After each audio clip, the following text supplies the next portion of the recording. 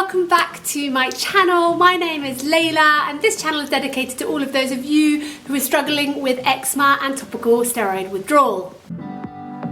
Now I have a little bit of a secret to let you guys in on, and that is not only did I go through TSW, topical steroid withdrawal, but I also went through a caffeine addiction withdrawal at the same time. Giving up coffee was such a key component to my healing journey. And in this video today, I'm going to give you 5 good reasons, valid reasons, why we all need to quit coffee. I really want you guys to stick around to the end of this video, because at the end of this video I'm going to give you some coffee alternatives, and not just caffeine alternatives, but things that can substitute the coffee, give you the same effect but without giving you those harmful side effects that coffee gives us. So stick around until the end, because I'm really going to share some really good alternatives with you guys. But before we delve down into this rip-roaring subject, I'd love it if you guys could go ahead and hit that subscribe button, give me a thumbs up for this video if you find it of value. Let me know in the comments if you struggle with caffeine and giving up your coffee. Is it the ritual that you really love, or is it the actual coffee itself? So let me know down in the comments, as I'd love to hear your feedback. So 5 reasons to quit coffee. Start here now. Number 1, coffee triggers cortisol. And this is a major issue for those of us who are trying to heal our eczema and our TSW. Cortisol is our stress hormone, which is what puts our body into fight or flight mode. A few weeks back, I did do a video all about adrenals and adrenal fatigue, so go ahead and check out that video as well after this one, and you can really understand the importance of cortisol and how we need to maintain our cortisol, not release it so often, because it can give us those anti-inflammatory properties that we so need in order to heal our skin. This stress response, this cortisol release, is actually linked to intestinal permeability, known as leaky gut. But it's not only leaky gut, it's also inflammation, it's diversity of microbiome, it's also bad bacteria. These decrease the microbial diversity, which can alter our immune function. And these are real significant root causes of eczema and TSW. Reason number 2 is that it actually inhibits a lot of our vitamin and mineral absorption. This is really crucial because we need our iron, our zinc, our psyllium and our calcium so much in order to heal our skin.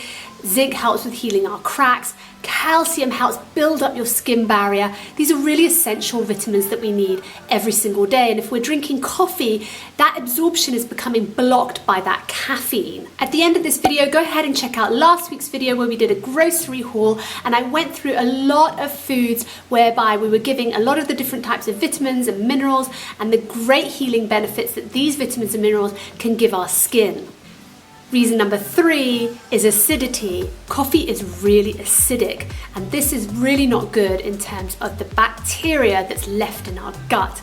This is really bad bacteria because the acidity levels are playing havoc with our gut lining. A lack of vitamin B in our diet can cause our skin to be dry, itchy, flaky, cracked, and very red. Reason number 4 is that coffee enhances inflammation. Now there's a thing called mycotoxins, and these are toxins produced by fungi, and the 2 most commonly known toxins is called the ochratoxin A, and then you've got aflatoxin B. I'm not sure if I'm quite pronouncing it right, but I've just done my research. And these toxins play quite a crucial role, because these toxins, what they actually do is that they cause what's like an immune suppressive reaction to the body. And I think many of us know a little bit about immune suppressants, and it's something that I could perhaps do in another video. But if you've ever been to your dermatologist and you've got to the point whereby your steroid creams have not been working effectively enough for you and you're looking for another solution, more often than not, dermatologists and mainstream medical practitioners will offer immune suppressants as an alternative to steroid creams. And as I said, we could delve into this subject probably in another whole video, but just to let you know that now that coffee do produce these mycotoxins, which are supposed to be immune suppressive. So in some research, I have found that you've got different doctors recommendations to actually drink coffee because of these immune suppressive properties. But really, if you're looking for a long-term solution in terms of healing, then really the natural option is probably to stay away from coffee, stay away from these mycotoxins, because it does actually enhance inflammation as and when you come off it. So consider caffeine to have the same properties as immunosuppressants, and that if you're looking for a long-term goal in terms of healing, then it's really best to stay off these immune suppressant properties that we find in the toxins of the coffee. Even very low exposure to these toxins can actually cause inflammation later down the road. Reason number 5 is that coffee dehydrates the skin, and it also impairs collagen production. Coffee dehydrates the skin, causing more fine wrinkles. This is further impaired by the fact that coffee can actually slow down the collagen and elastin production. Many people do find that when they've quit coffee, perhaps even as little as 3 days to 1 week, that their skin is brighter, it's more plump, it's more hydrated, and it's a lot less itchy. So you guys, when I'm talking about coffee, I am also referring to all other caffeinated products such as tea and chocolate. So eliminating things like green tea, normal regular English breakfast tea, any tea that contains caffeine, I'm afraid it has to go alongside chocolate, because dark chocolate does contain caffeine. So I did say that if you guys stuck around to the end of this video that I would give you a few alternatives to having coffee and caffeine, and this is maca powder. Maca is kind of like a Peruvian, from Peru, type of ginseng. You can buy maca in your local organic supermarket, so go ahead and check that out. Maca, M-A-C-A. And what this little ginseng does is it just gives you a little bit of stimulation. I've just put like a little half teaspoon like that in with my frothed up oat milk. I get a nice froth with it, so you can see there's that nice froth that I've got. I always try and let my frother stand after I've frothed, so that when I put this in, that I get a little bit of froth at the very end. Look at that, a little bit of froth there. So there we have it. So that is my ginseng, and this just gives me a little pick-me-up in the morning. Apparently it is linked to having higher levels of estrogen hormone. So if you do struggle with your hormones, then you might actually find that the maca helps the hormones. So there we go. Then you probably ask yourself, well, what about decaffeinated coffee, Layla? Well, decaf coffee, regular decaf coffee, has actually been filtered with a lot of chemicals in order to remove that caffeine, and still remains at least 20% caffeinated at the same time. If you are to try a decaf coffee, try one that has actually been filtered with water rather than all the chemicals, because the chemicals is just going to add extra burden to your gut and your liver in terms of the toxins that they've put in the chemicals to decaffeinate that coffee. Then the coffee that I would recommend is a decaf coffee, such as this Malonga Bio decaf coffee, because it has been decaffeinated with water rather than chemicals.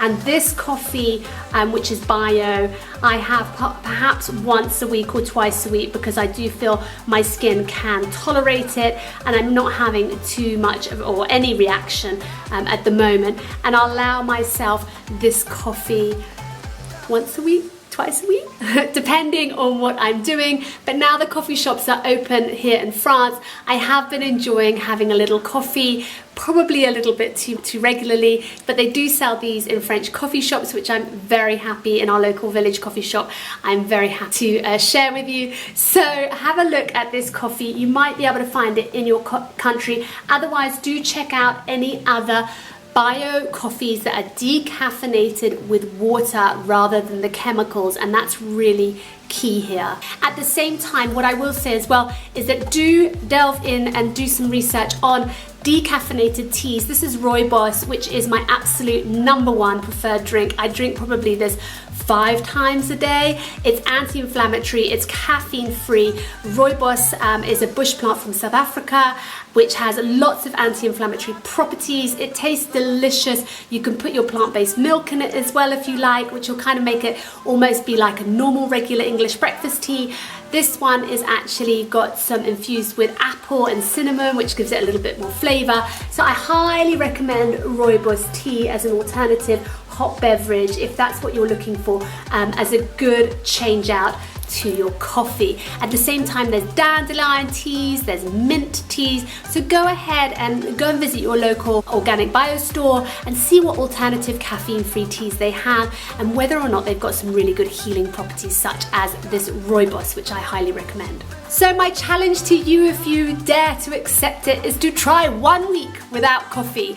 Have your rooibos tea, have your dandelion tea, but try 1 week without coffee and see what happens to your skin. See if you notice a difference and let me know down in the comments. You can also find me on Instagram where I do all my daily posts and stories on a regular basis. So go ahead and check me out there. And until then, I'll see you guys in my next one. Bye for now. When you do this much talking, all you want to do is drink rooibos tea. So, and also rooibos tea, you can make an iced tea with it, which I do that in the summer. I put a little bit of date syrup in there, I put it in a big jug, I add a little bit of apple in there, a little bit more cinnamon there, and I make it kind of like a sweet tea with the date syrup, but not too sweet because we don't want it too sweet. But we have a nice big jug, and then in the summer I just drink that all the time as my rooibos infused apple and cinnamon iced tea. Yum. Just gotta wait for a bit of sunshine so that it's summer, and then I'll be having my iced tea in the summer. Yeah. Don't know where the sun is though. Just comes and goes, isn't it? Waiting for summer. Let me know what you want me to make in my next one, you guys. Bye for now.